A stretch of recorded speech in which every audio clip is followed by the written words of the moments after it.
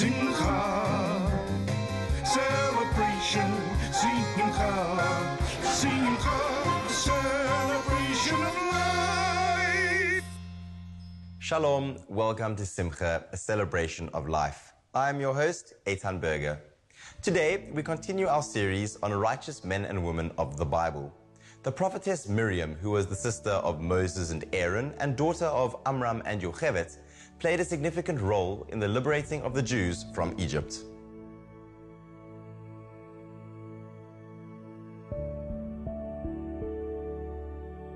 Together with her brothers Moshe and Aaron, Miriam is described as one of three leaders who brought about the redemption of the Jewish people out of the land of Egypt. Unlike her brothers, who did not have important, prominent positions, Miriam's interaction with the Jewish people at the time while they were living in Egypt and her prophecies certainly helped and brought about the redemption of the Jewish people. One of the first stories that we read about Miriam is when her parents, Amram and Yocheved, separated. They dissolved their marriage and they separated. The reason for this was because Pharaoh had decreed that all Jewish boys that were born had to be thrown into the Nile River. Amram and Yocheved were petrified that they would have a child and that this child would then have to die. So therefore they separated themselves and they weren't living together anymore as husband and wife. Miriam had a dream that the person who would redeem the Jewish people out of exile and into freedom would be born to her parents, Amram and Yocheved. And therefore, she convinced her parents to reunite and to be together again as husband and wife. And Moshe, Moses, was born to Amram and Yocheved. They realized that Moshe's life was in danger. And so Miriam and Yocheved, they hid Moshe in the Nile River, on the banks of the Nile River. And Miriam would watch over Moshe to ensure that he was kept safe. When Pharaoh's daughter took Moshe from the Nile River to raise as her own child into the palace, Miriam was the one that convinced her to bring a midwife into the palace to feed Moshe. And who did she bring? She brought Yocheved, which was Moshe's mother. So we see that from the time of Moshe's infancy, that Miriam was there to look after him, to look over him, and to protect him. While the Jews were in exile in Egypt, and this decree was still going on that the Jewish babies, the Jewish boys would be thrown into the river, Miriam would go with her mother, and they were actually known by other names. Her mother was known not as Yocheved, but as Shifra, and Miriam was known as Pua, to mean to whisper. And how this came into context was that when the Jewish mothers were having babies, Miriam would whisper into their ears to help them through the birth so that they would have an easy birth. In this way, the Egyptians would not hear that the Jewish women were in actual fact having babies. And so already she was taking part in the salvation of the Jewish people, because she was ensuring that the Jewish people continue to have children, that the heritage would continue, that the next generation would come about. We are also told that on twilight, on the sixth day of creation, just before Shabbat, that Hashem embedded a special jewel into the earth. And this jewel is known as Miriam's well. And two other gifts or jewels were given to the Jewish people. The one was the manna in the desert, which was attributed to Moshe. The other one was the cloud that hovered over the Jewish people while they were wandering in the desert as protection. It is told to us that Miriam's well traveled with the Jewish people when they were in the desert. And in actual fact, it's called Mayim Chayim, meaning living waters. And there's an analogy over here to the Torah and to the fact that the Torah is likened to water, that whoever drinks from this well will be infused with the knowledge of Torah and to that kesher, that connection to Hashem. So we also see that during their time, during the wandering of the desert, it was Miriam who kept them alive. It was Miriam who ensured that the Jewish people kept to their faith, kept to their heritage, that they didn't wander off, they didn't assimilate, that they were proud of who they were, and that they were dying of thirst for this Mayim Chayim. Miriam was given the credit for ensuring that this well would always be flowing with this Mayim Chayim, with these living waters. And so when she passed away, the well ran dry and there was no more water in it. We are also told that You know, when Moshe died, the manna disappeared. When Aaron died, the cloud disappeared. These three gifts that God gave on the merit of Moshe, Aaron, and Miriam is there to show us the care that these three leaders had for the salvation and the survival of the Jewish people, that they loved the Jewish people. They wanted to ensure, Moshe wanted to ensure that the people were being fed. Aaron wanted to ensure that the people were being protected. And Miriam wanted to ensure that they were still learning Torah, that the women were keeping the laws of family purity, that they were being the faithful, loyal Jewish women that they needed to be. The lesson we can take from this is that we don't always have to be the ones that have to be in the front. We can still be leaders by playing silent roles, by ensuring in the background that things are actually working, that you are leading the people, that you are helping the people, and that you are assisting the people. And this is how Miriam carried out her leadership, silently, modestly, quietly, but incredibly effectively, that she was very proactive in everything that she was doing, but she didn't claim the credit.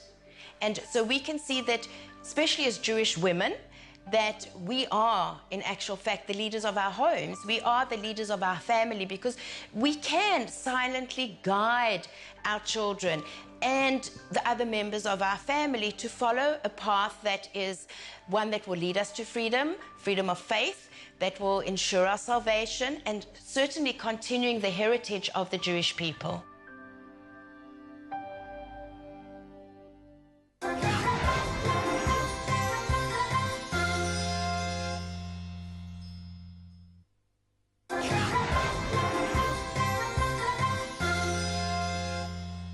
The book of Jonah is one of the 12 minor prophets included in the Tanakh. According to Jewish tradition, Jonah was the boy brought back to life by Elijah the prophet, and hence shares many of his characteristics, in particular his desire for strict judgment.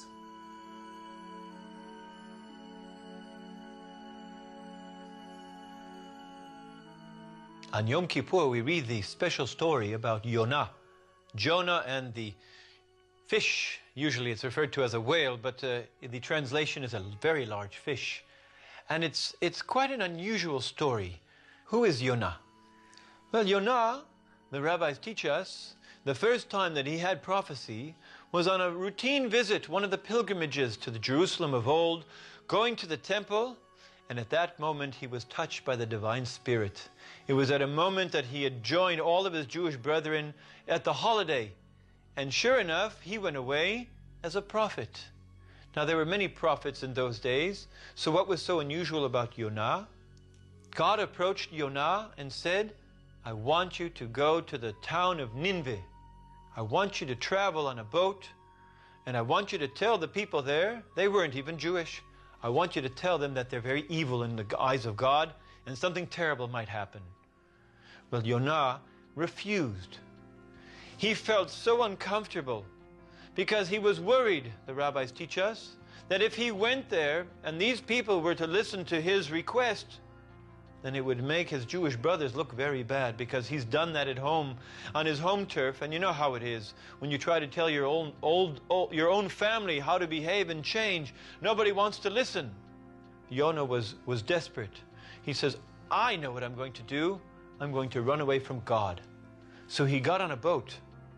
And he said, if God can only talk to me in the land of Israel, because that is the land of prophecy, if I go on a boat, God will no longer be able to talk to me.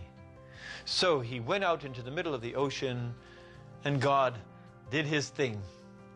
He created a storm, and the people on the boat thought the boat was going to crack. They thought it was going to split open, and they were trying to throw things overboard and make the boat lighter. And where was Jonah at this time? In the belly of the boat, fast asleep. When the captain comes down to Jonah and he says, Ben Adam ma ta nirdam, my dear friend, how could you be sleeping at a moment like this? He says, I'm only sleeping because I'm trying to run away from God. Well, my friends, at that moment the captain said, what do we have to do? He says, the only way you're going to spare your boat is if you throw me into the waters. You throw me in, I'm sure I will die, and the waters will calm down. He thought he deserved the death penalty. But at that moment, as they throw him into the waters and the storm did stop, a giant fish came and swallowed him. And Jonah was kept alive for 3 days in the belly of this fish. And on the 3rd day, he cried out to God. And he said, I'm sorry. I will listen. You know what is right, and I will do anything that you ask. And at that point, he is spewed forth onto the beach, and he goes and performs the request of God. Ben Adam ma'atan yadam. My dear friend, how could you sleep at a time like this? And you know what? In our lifetime, we're often asleep. We often don't hear the calling of God. It's there all the time. We're often too busy. We're often distracted, or maybe despondent. We don't want to hear the call. And yet the call comes to us even at times when we are in our deepest slumber. It is time to wake up. Be like Jonah and take the call, take the challenge, and move forward.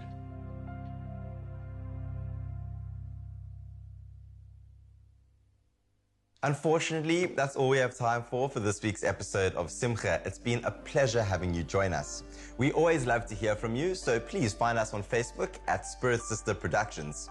From myself, Eitan Berger, and the whole team here at Simcha, have a great week and goodbye.